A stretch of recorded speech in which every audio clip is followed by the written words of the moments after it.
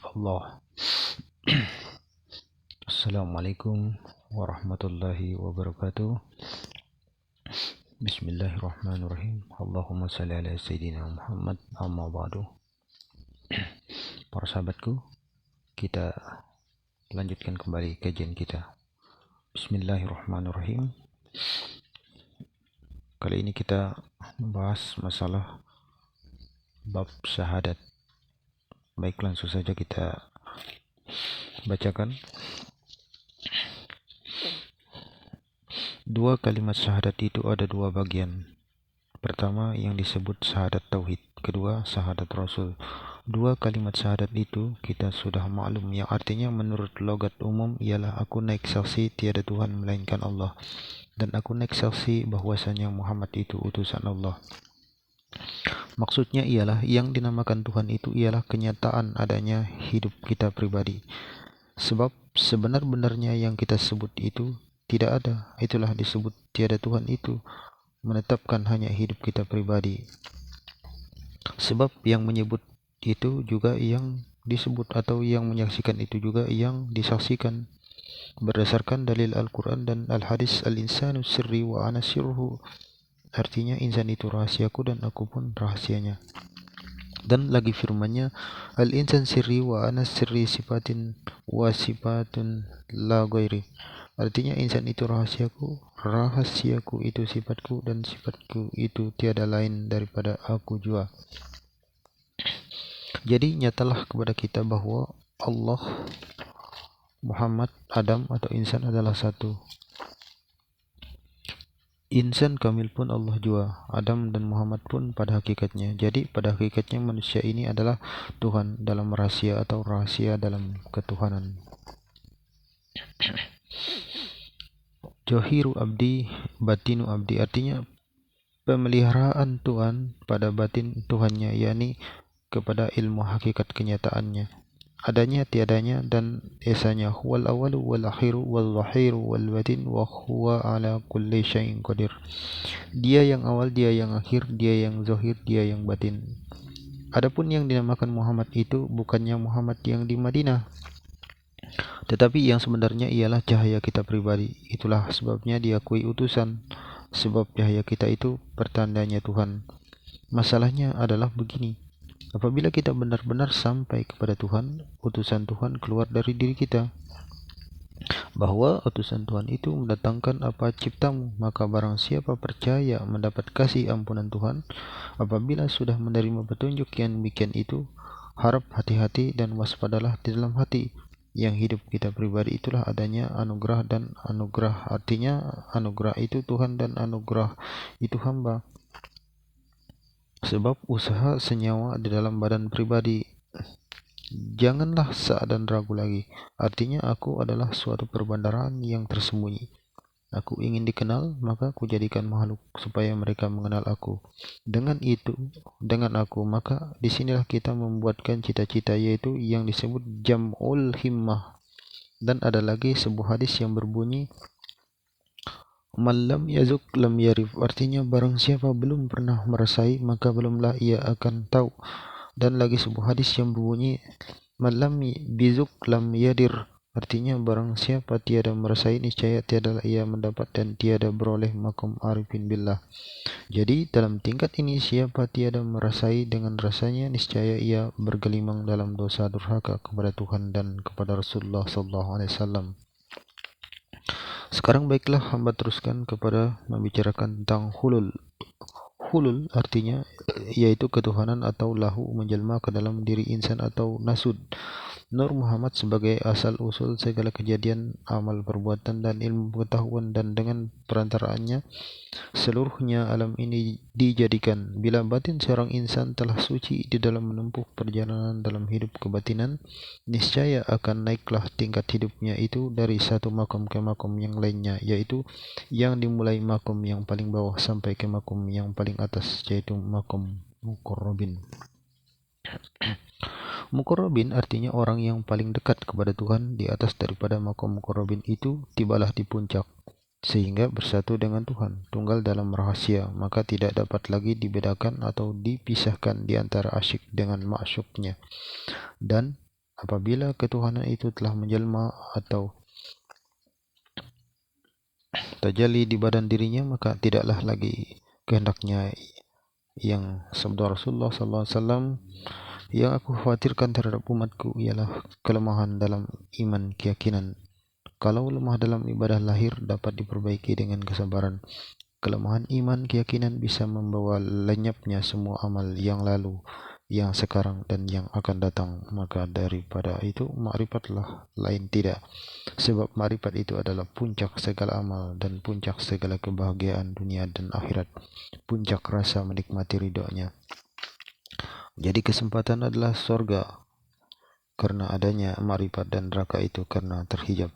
Artinya tidak kenal kepada Allah dan tidak melihat Allah dalam apa yang ia lihat. Ciri-ciri nas seorang arif, suatu tanda atau ciri nas dari orang yang lulus dalam perjuangan, mereka selalu menyerah kepada Allah. Sejak awal perjuangannya mereka ridho kepada Allah dan berbuat menurut kehendak Allah. Pertama, syu'aul basyirah, cahaya akal. Kedua, ainal basyirah, cahaya ilmu. Ketiga, hakul basyirah, cahaya ilahi. Orang yang sampai kepada cahaya akal, yakni Allah, selalu meliputi dirinya dan mengurung mereka lahir dan batin. Artinya ia yang meliputi dan ia yang diliputi, ia yang mengurung dan ia yang dikurung. Orang yang sampai kepada cahaya ilmu, yakni Allah selalu bersamanya di mana saja ia berada. Ia merasa dirinya tidak ada lagi jika dibanding dengan adanya Allah. Artinya adanya Allah dan tiadanya adalah tiada makhluk. Karena pada hakikatnya makhluk itu fana ke dalam Allah, fana zahir dan batin, lahir dan batin. Inilah disebut seorang arif billah. Karena ahli hakikat itu hanya melihat kepada Allah saja, walaupun matanya terbelalak melihat alam. Orang seperti itu bukanlah tidak melihat kepada sesuatu di sampingnya, karena ia tidaklah berdiri sendiri-sendiri. Maka tidaklah lagi kehendaknya yang berlaku, melainkan kehendak Allah Ta'ala juga. Apabila ruh Allah telah meliputi akan Isa anak Maryam, demikian pula kita ini pada hakikatnya tiada berbeda-beda dengan Isa alaihi salam. Jadi apabila siapapun mampu memfanakan dirinya ke dalam Tuhan, yaitu dengan pensucian ruh, maka pada waktu itu ruh Allah masuk ke dalam badan insan. Maka dikala itu perbuatan dan iradat insani tadi menjadi perbuatan dan iradat Tuhan. Tegasnya insan ain Allah dan Allah ain insan. Jadi pada hakikatnya manusia itu adalah Tuhan. Tuhan dalam rahasia, sebab insan jadi daripada zatnya jua manusia. Tuhan menurut bentuk dan surahnya sendiri. Itulah sebabnya maka Tuhan memerintahkan kepada malaikat supaya sujud kepada Adam atau manusia. Ini adalah bukti nyata dalam Al-Quran. Tuhan itu menjelma atau terjali kepada insan yang telah sanggup memfanakan dirinya ke dalam Tuhan, sehingga mendapat bako di dalamnya. Fana ke dalam Tuhan dan bako dalam Tuhan. Cinta ke dalam Tuhan adalah kecintaan Tuhan. Sekarang kita lanjutkan pula kepada membicarakan tentang hakikat. Perkataan hakikat berpokok dari kata al-haqqu atau sebenarnya, kemudian pindah menjadi muhaqqo atau nyata kebenarannya. Sudah itu pindah menjadi tahqiq, benar dan tak salah lagi.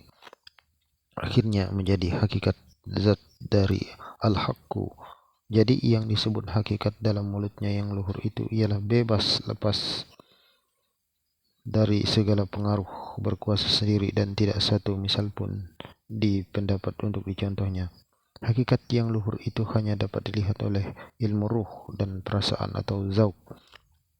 Sekarang kita dalami lagi tentang mengenal hakikat. Kata-kata hakikat tadi berpokok dari pada al-haqqu. Al-haqqu itulah yang memberikan nur, cahaya dan aulia, yang menjadikan segala yang wujud atau segala yang ada. Dialah yang menjadikan segala yang wujud, segala yang ada. Dialah yang menjadikan alam seluruhnya. Di dalam alam itulah terletak sinar yang membukakan rahasia dari al-haqqu. Dengan kata lain, al-haqqu itu ialah Allah Ta'ala. Jadi apabila manusia berangsur-angsur mengetahui dan mengenal al-haqqu itu, maka akhirnya al-haqqu itu pula lah yang menjadi buah kehidupan manusia itu. Demikianlah keterangan tentang mengenal hakikat. Pasal berikutnya yaitu tentang saksi dan penyaksian. Yang dinamakan kesaksian ialah sebab di waktu menyampaikan kewejangan atau ajaran supaya disaksikan oleh anak saudara kita sesama muslim, yaitu semua titah yang dititahkan di dalam alam dunia ini, diantaranya seperti bumi, langit, bulan, bintang, matahari, api, angin, air, hawa, dan udara, dan lain-lainnya.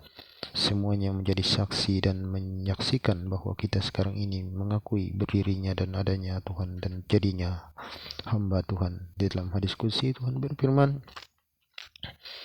"Aku menyaksikan hidupku sendiri, sebenarnya tiada Tuhan melainkan aku, dan aku naik saksi bahwa Muhammad itu urusanku, dan sebenarnya yang bernama Allah itu akidahku, Rasul itu rasaku, Muhammad itu cahayaku, akulah yang hidup yang tiada pernah mati, yang ingat yang tidak lupa, kekal tiada berubah pada kenyataan zat. Akulah yang hawas lagi tahu dan tiada samar dan dari segala sesuatu. Akulah yang kuasa dan menguasai, dan akulah yang maha bijaksana. Maha suci aku dan sungguh besar kuasaku, dan sembahlah aku." Di hadis qudsi ini tadi bukan saja kita baca saja, tetapi yang utama sekali ialah untuk pribadi kita sendiri dan untuk akidah kita sendiri. Jadi inti dari semua itu adalah tiada Tuhan melainkan Allah dan Muhammad itu utusan Allah. Jadi yang disebut Allah itu adalah afalnya, dan disebut Rasul itu ya Muhammad. Muhammad itu adalah cahaya kita juga. Jadi hakikat kita yang sebenarnya adalah hidup kita ini adalah hidupnya Tuhan Allah rahasia. Buktinya Tuhan kuasa menghidupkan yang mati, dan adanya mati dari hidup. Justru hidup kita ini berasal dari yang mati, dan akhirnya tiada yang mati, dan hidup di dunia dan akhirat tiada akan pernah lupa akan hidup kita tanpa perbuatan, tanpa bergeser dalam kenyataan yang sejati. Jadi dasar kenyataan yang sampai kepada pusat yakin itulah dia kesempurnaan hidup, dan tiada merasa apa-apa. Yang dimaksud asal kita mati ialah mati manawi, bukan mati hisi. Adapun kehidupan ini atau kehidupan dunia ini, itulah dia zat yang maha suci, yang tiada huruf dan tiada suara, tiada kata-kata dan tiada nama, tiada warna-warni, tiada roh, tiada jasad, dan tiada apa-apa. Itulah dia jibu, la hurufin wala sautin, tiada huruf, tiada suara, tiada kata-kata zat dirinya. Demikian tentang dua kalimat syahadat tersebut. Asal dua kalimat syahadat itu ialah Nur Muhammad. Nur Muhammad itu ialah cahaya kita yang terang benderang Tuhan telah bertazali kepadanya. Nur Muhammad itu adalah hakikat alam, dan Nur Muhammad itu ialah cahaya kita pribadi. Jadi kesimpulannya ialah kita ini asal Adam, Adam dari Nur Muhammad, dan Nur Muhammad itu dari Nur Zat. Maka wajarlah kita ini dengan Zat Allah, karena Zat itulah bermula segala wujud. Jadi nyatalah kepada kita bahwa wujud sekalian alam ini kenyataan wujudnya Allah Ta'ala juga. Inilah yang disebut wahdatul wujud atau keesaan wujud. Nyata dan jelaslah kepada kita bahwa semua wujud alam ini adalah wujud Allah Ta'ala juga. Jadi Allah, Muhammad, Adam adalah satu. Insan kamil pun Allah juga. Adam dan Muhammad pun pada hakikatnya. Jadi hakikatnya manusia itu Tuhan dalam rahasia hamba.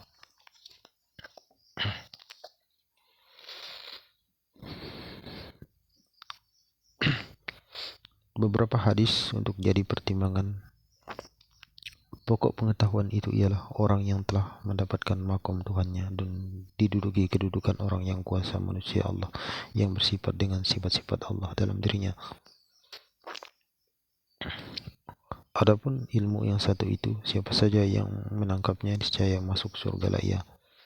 Barang siapa yang mengetahui ilmu satu itu dan dapat mengamalkan, niscaya sempurnalah ia di dunia dan akhirat. Demikianlah yang hamba sampaikan kepada saudaraku muslim. Wala mu'minin hayyun fidraini, artinya masuk dalam lipatan pakaian suaminya. Hal ini terdapat pada nikah batin, sebab dia mengaku mukmin pada suaminya dan menghalalkan dirinya kepada suami, dan mengharuskan nyawanya pada Allah, dan melenyapkan tubuhnya kepada Nabi Muhammad, serta mengaku makmum pada suaminya dunia akhirat. Termasuk dalam lipatan pakaian istrinya ialah karena perkawinan itu. Nikah batin yang sebenarnya, dan jangan sampai pisah dunia akhirat. Nikah batinnya sebenarnya ialah Apabila si istri mengenal diri dan memahami sebenar-benarnya tentang rahasia dirinya dan memahami akan Tuhannya sedalam-dalamnya, maka dialah yang diberikan oleh suaminya nikah batin, sebab mustahil akan bercerai dengan suami dari dunia hingga akhiratnya. Cobalah renungkan sejenak berpisahnya Allah dengan Muhammad. Inilah bukti nyata dan dalil nyata syahadatnya para rasul-rasul, nama-nama Rasul utusan Tuhan, Nabi Muhammad SAW, Nabi Adam AS, Nabi Nuh AS, Nabi Musa AS, Nabi Isa AS. Asyhadu an la ilaha illallah wa asyhadu anna Muhammad Rasulullah. Asyhadu an la ilaha illallah wa asyhadu anna Adam khalifatullah.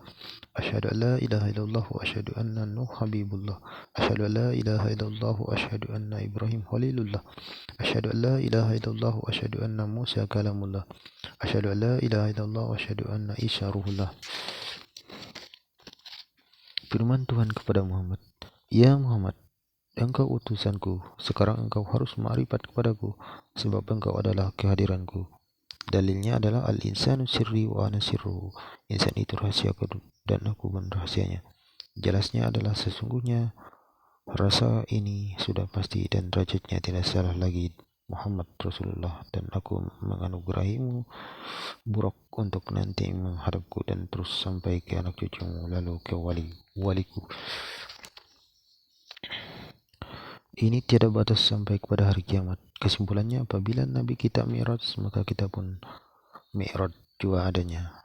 Kalau tidak demikian, maka tersalahlah ma'rifat kita kepada Allah Ta'ala, karena hakikatnya di sekujur badan kita ini telah menerima keadaan dalam wujud pribadi. Jadi hakikat Adam itu tadi adalah sebagai adegan perwujudan kita pribadi. Yang nyata kepada kita adalah pendengaran, penglihatan, perkataan, penciuman kita, itulah nafas kita yang sudah pasti, dan Muhammad itu tadi adalah rasa jasad kita. Sekarang meresap sekali, yaitu penglihatan, pendengaran, penciuman, pengrasa, dan pengucap. Semuanya masuk ke dalam rasa. Wujud juga adalah sebagai bukti. Jadi pada hakikatnya seluruh rasa itu sudah menyatu atau menunggal di dalam jasad. Tentu tidak ada kekurangan lagi, bukan? Makanya sudah kita katakan dahulu tadi bahwa kalau di dalam hadis qudsi Allah mengatakan seperti di bawah ini, tidak ada Tuhan melainkan aku dan Muhammad itu adalah utusanku. Makanya kita pun harus demikian juga adanya. Kalau tidak, tersalahlah ma'rifat kita kepada Allah dan kepada Rasulullah. Memang banyak yang dapat memahami arti dalil-dalil dan hadis yang mendalam, sekalipun mereka itu cap seorang guru atau seorang ulama dan penceramah, belum tentu dapat memahami dalil dan nas dan hadis-hadis qudsi yang mendalam dan yang penuh dengan liku-likunya. Memang sulit kalau tidak ada pertolongan ilham dari Tuhan Rabbul Alamin. Kalau hanya menggunakan akal manusia semata, bangkrutlah yang akan bertemu. Jadi yang utama sekali dalam menggali ilmu ketuhanan itu ialah tumpahan ilham dari alam gaib, dan jangan mengartikan ayat-ayat Al-Quran dan hadis menurut seleramu sendiri, karena ayat-ayat suci Al-Quran itu mengandung 4 arti dan makna dan pengertiannya. Kalau mengajinya hanya selapis saja, memang sulit untuk mencari kebenaran mutlak. Maka dari itu, wahai sekalian penuntut, camkanlah selama akalmu masih bergelimang dalam nafsumu, selama itu pula setan selalu mengikuti jejakmu. Bagaimanakah mengatasi yang demikian? Untuk mengatasi dalam perjuangan pertama ialah menyerah bulat-bulat dengan tak ada seawas sangka lagi. Mohonlah doamu supaya hatimu beroleh petunjuk. Firman Allah kepada Nabi Adam alaihissalatu wassalam, "Wahai engkau Adam, diperintahkan olehku menjadi utusan, tetapi engkau sekarang jangan ma'rifat kepadaku dulu. Pengetahuanmu itu biarlah dahulu wujudmu itu sendiri, sebab wujudmu itu sebagai kenyataan adanya aku. Dalilnya adanya wallahu batinul insan ghairullah." Artinya zahir Tuhan ada di manusia dan batin manusia ada di Tuhan. Dan salatmu itu 2 rakaat, yaitu pada waktu subuh. Apakah sebabnya jadi 2 rakaat? Sebabnya ialah adanya nyawa dan wujud. Firman Allah kepada Nabi Nuh alaihissalam, "Wahai engkau Nuh, aku perintahkan engkau menjadi utusanku, tetapi engkau jangan ma'rifat dulu kepadaku. Ketahui siapa dulu olehmu, bahwa pendengaranmu itu adalah pendengaranku." Dalilnya sama dengan Adam. Dan engkau salat 4 rakaat pada waktu zuhur. Apakah sebabnya jadi 4 rakaat? Sebabnya ialah engkau punya telinga dan 2 kaki. Firman Allah kepada Nabi Ibrahim alaihissalatu wassalam, wahai engkau Ibrahim, kuperintahkan engkau jadi utusanku, tetapi engkau jangan ingin ma'rifat kepadaku dahulu. Ketahui saja dahulu bahwa penglihatanmu itu adalah penglihatanku, dan salatmu 4 rakaat asar. Demikian tentang salat asar. Firman Allah kepada Nabi Musa alaihissalam, wahai engkau Musa, kujadikan engkau utusanku, tetapi engkau jangan ingin tahu dahulu kepada zat dan sifatku. Ketahui saja bahwa pengucapmu itu sesungguhnya adalah pengucapku. Dalilnya sudah ada, yaitu kalam mutakalimun. Salatmu ada 3 rakaat pada waktu maghrib, yaitu mulut punya lisan dan memiliki arti yang tak salah lagi. Firman Allah kepada Nabi Isa alaihissalam, wahai Isa, engkau adalah utusanku, dan engkau tak usah ma'rifat kepadaku dulu, atau engkau ingin tahu tentang zatku. Ketahui saja bahwa napasmu itu sendiri itu adalah kenyataan hidupku. Ini pasti, dan engkau harus sholat 4 rakaat pada waktu Isya, sebab di dirimu ada 2 lubang hidung sebagai bukti nyata daripadaku, dan punya darah, sebab darah itu nanti mati beku dan napasmu habis hilang. Jadi dapatlah kita simpulkan bahwa salat 5 waktu itu sudah terhimpun pada diri. Hati itu ada 2 bagian. Hati sanubari juga disebut hati nabati. Hati nurani juga disebut hati cahaya. Sebab disebut hati nabati karena ia daging segumpal, berhenti di bawah lambung kiri, di antara 2 jari di bawah susu kiri di dalam dada kita. Dan adapun hati nabati itu mempunyai beberapa nama. Namanya Khalifatullah, artinya ganti Allah, karena ia memerintah tubuh manusia dan lain-lainnya. Namanya Amisu Mukminin, artinya raja yang nyata karena kuasa akan sesuatu. Namanya Arshullah, artinya mahligai Allah, karena ia tempat tajalli Allah Ta'ala kepadanya. Namanya Zaratul Haq, artinya cermin hak Ta'ala, karena ia hak Ta'ala kepadanya. Namanya Iradatul Wujud, artinya kehendak yang nyata ada atau kehendak dari, karena ia tiada luput kepadanya. Adapun hati nurani itu amat besar, amat luasnya daripada segala alam, tetapi amat halus. Maka ialah menerima tajalli zat Allah, sifat Allah, asma Allah, afal Allah. Maka daripadanya lampah kepada yang lainnya, karena hati nurani itulah yang memakai sifat 7, yaitu hayat, ilmu, qadrat, iradat, sama, basar, dan kalam. Jadi kalau berhenti kepada hati nurani, karena hidupnya hati nurani itu adalah kenyataan hayat Zatullah Ta'ala. Tahu hati nurani, kenyataan ilmu Zatullah Ta'ala. Kuasa hati nurani, kenyataan kudrat Zatullah Ta'ala. Berkehendak hati nurani, kenyataan pendengaran Zatullah Ta'ala. Melihat hati nurani, kenyataan penglihat Zatullah Ta'ala. Berkata hati nurani, kenyataan alam Zatullah Ta'ala. Jadi pernahkah susunan atau gurunya kepada diri kita sendiri atau diri pribadi?